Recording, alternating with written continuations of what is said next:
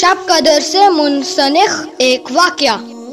حضرت عبادہ بن صمت رضی اللہ عنہ کہتے ہیں کہ محمد صلی اللہ علیہ وآلہ وسلم شب قدر کا دن بتانے کے لیے باہر تشریف لائے تو آپ صلی اللہ علیہ وآلہ وسلم نے دیکھا دو مسلمان آپس میں جھگڑ رہے تھے، تو اسی اثنا میں آپ صلی اللہ علیہ وآلہ وسلم شب قدر کا دن بھول گئے۔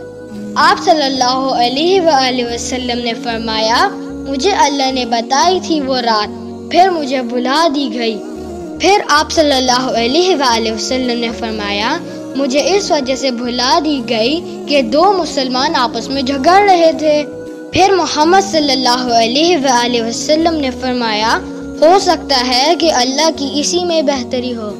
اور پھر محمد صلی اللہ علیہ وآلہ وسلم نے فرمایا اب تم شب قدر کو رمضان کی 21، 23، 25، 27 اور 29ویں راتوں میں تلاش کرو۔